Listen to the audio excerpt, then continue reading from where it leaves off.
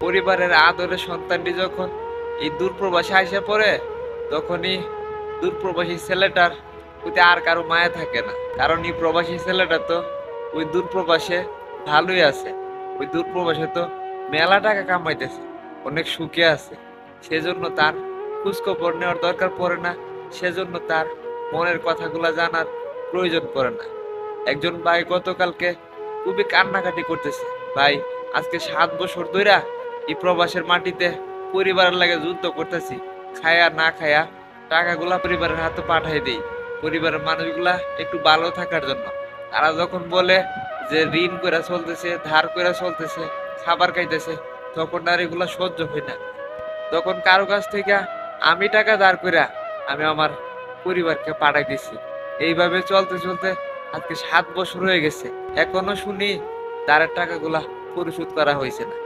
এইভাবে ভাই আর কত জীবন কাটাইতে হবে এই প্রবাসে সেটাও জানি না। আসলে আমরা প্রবাসীদের কোনো মূল্যই নাই।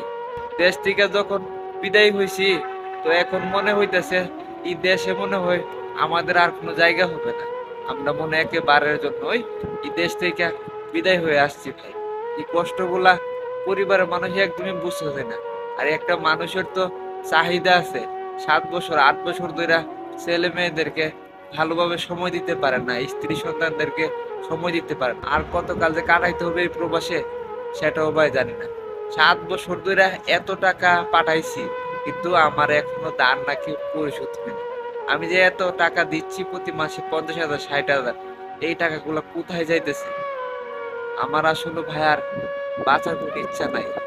মনে হইতেছে যে না, আমার নিজের জীবনটা আমি নিজে দিয়া দিই। এই হচ্ছে একজন প্রবাসীর গল্প ভাই। ভিডিও যদি ভালো লাগে তাহলে একটু শেয়ার করে দিবেন। ভালো থাকবেন, সুস্থ থাকবেন। আসসালামু আলাইকুম।